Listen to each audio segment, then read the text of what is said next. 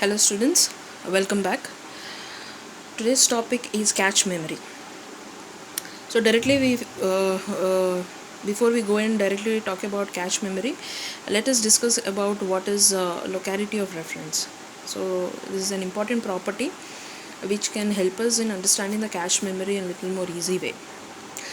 So what is locality of reference? It is nothing but references to the memory at any given interval of time tend to be confined within a few localized area in memory. So, to understand this, let us assume that I have a program which has some set of instructions starting from 1 to 100. 1, 2, 3, 4, 4, 5, so on up to 100. Okay, so this is a program which has some 100 instructions. So in these 100 instructions, let us say that this program also has some loops and subroutines. So I hope we all know what are loops and subroutines. They are nothing but a block of or set of set of instructions which are repeated again and again. So for example, like for loop or a while loop, depending upon the condition, it keeps on repeating. So it depends how many times you want to repeat, 100, 200, how many other times you can repeat those set of instructions. So this program also contains some loops and subroutines here. Okay, so let me say that some around at 50 to 50 60, these 10 instructions are something which has a loop. Okay, so let me a loop. Okay, so generally how does a program execute? It will start from the first instruction and it keeps on incrementing and it keeps on moving from the one by one in a straight line fashion. But whenever we encounter such kind of loop instructions, generally what happens is we tend to rotate in this location for a more number of time. That is nothing but we are iterating this set of instructions repeatedly for some time, and then we will carry on with the rest of the instructions. So this is how generally we execute a program. So what is locality of references? If you analyze this program's memory access, let us say this program is placed in your main memory. Okay, if you are looking at the reference point of the memory, the number of times you are referring to the memory for this program. So we are referring the program more for such kind of loops than when compared to the rest of the part of the program, because these instructions are active part of the the program, because this is the thing where we are repeating many times and we are also referring the memory more here, whereas these all rest of the instructions are referred only once or twice maybe in the program. So this is what is called as locality of reference. We are referencing the memory at a particular location more than when compared to the rest of the part. Now the point is, why don't we move such kind of active portion of the programs into another small memory, small or fast memory, which is called as cache memory, so that the access time of the computer will reduce. Access time, what do you mean by the access time? Time required to locate a particular instruction in the memory when it is asked by the CPU. That is what is called the access time. So the average access time of that particular program will comparatively reduce. So it is nothing but, now what are we doing is, let us assume this is my CPU, okay, and this is my main memory. Okay, so what is the CPU doing till now? It is directly in contact with this memory and it is fetching the data. Okay, so this main memory, let us say that it has the capacity of that it can hold some around 50 programs, for example I'm saying. Okay, so what will actually happen is, whenever CPU wants any program, it has to search among all these 50 programs and it has to fetch that data from the main memory to the CPU. Now what are we doing is, we are placing another small memory which is called cache memory in the middle. So what are we doing is, such kind of active part of the program because out of 50 programs I have identified one program. In that one program I am not using all the instructions, I am only using a part of instructions many times. So this part is what I am going to shift into this cache memory. Then what happens, the CPU will be directly in contact with the cache memory. And what is the CPU doing? It is asking the cache memory for such kind of repeatedly or mostly asked instructions. Then what happens, the accessing between the CPU and the cache memory will be reduced. Okay, it is nothing but we are comparing the access time between CPU and main memory and CPU and the cache memory. So it will comparatively reduce a lot. So I can say that the cache memory has a capacity of maybe holding only some 5 programs at a time, because I'm saying the cache memory is the fastest and the smallest memory. So identifying a program in 50 programs will definitely, the pain will definitely reduce when trying to identify a program in 5 programs. So it is nothing but we are tremendously reducing the amount of memory here. And not only that, what are we doing is the active part of a particular program is something which is being moved to this cache memory, so that the access time will be reduced. When you are reducing the access time, what will happen? Obviously the throughput of the CPU will increase. With less amount of reference to the memory, you are actually executing the program. So that is where your cache memory comes into picture. A very, very important memory in the computer system. So we'll go into the statements here.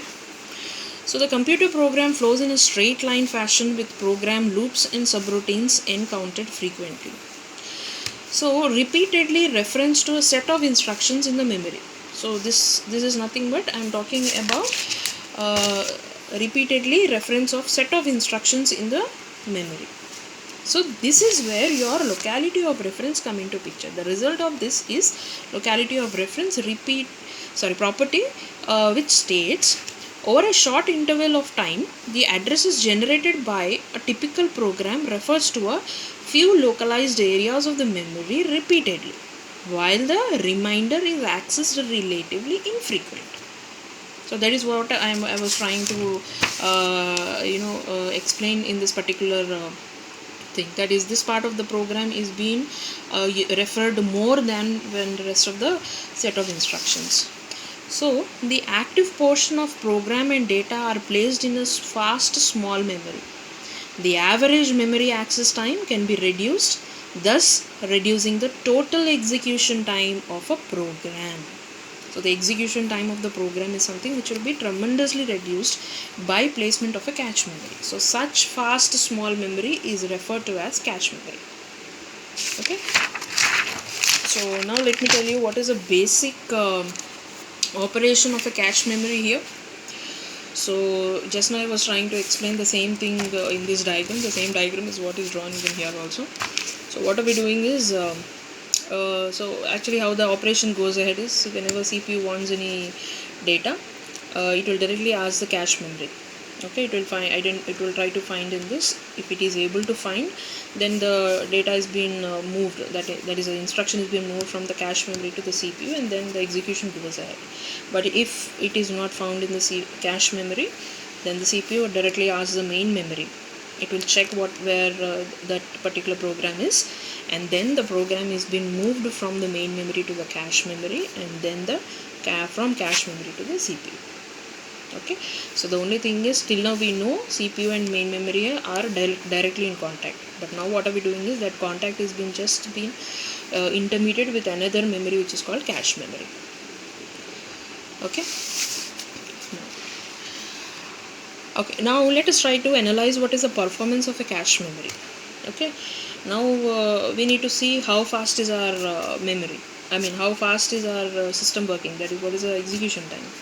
So the cache memory's performance can be analyzed by one property or one quantity which is called hit ratio. Okay, so before we go ahead, we need to understand two terms here, hit and miss. Okay, now what do you mean by a hit and miss? It is nothing but Let us say CPU is asking for a particular word or particular instruction. If that instruction is found in cache memory, then it is called as hit. But if it is not found, it is called as miss. Okay, so this is what is called hit and miss. If if that particular instruction is found in cache memory, it is a hit. No, then it is a miss. Okay, so now what do you mean by the hit ratio? Okay, so this hit ratio will analyze the performance of the cache memory. Hit ratio is nothing but number of hits divided by total CPU references to the memory. Okay, so let us say that the CPU is trying to have some 10 references to the cache memory. Okay, out of that, if the cache memory is able to have some around 6 instructions, then this is how we can analyze what is the hit ratio. Okay, so this is what is the hit ratio. This will be the total number of references to the CPU, references by the CPU to the cache memory. Out of them, how many we actually found in the cache memory will be the number of hits.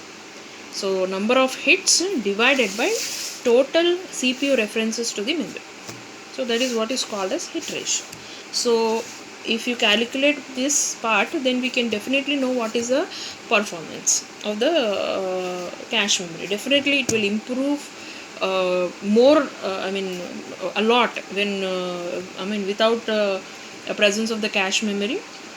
But with the presence of the cache memory, we can definitely find a tremendous improvement in the execution time and even in the hit ratio as well. Okay, so the average access time of the computer system can be improved considerably by use of a cache. So these are all some qualities what we can see about the cache memory. The average access time of the computer system can be improved considerably by use of a cache memory. It works at the speed of the CPU. So this is how we can define the cache memory.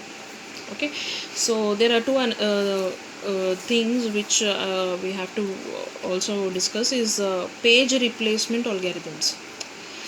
So this page replacement algorithms, we have some around 4 page replacement algorithms. So these page replacement algorithms are not part of the syllabus, but still I'll try to at least name them and what do they do in my further classes. And then we will discuss what is the mapping techniques. Now what do you mean by mapping technique? So it is nothing but when you're trying to move a particular instruction from the main memory to the cache memory, definitely the way how the data has to be placed along with the address is something which will be changed. So how are we going to map that word from the main memory to the cache memory is what are called mapping techniques. Again, in that mapping techniques, we have some 3 categories. So these 3 categories we shall discuss in our coming classes. Thank you.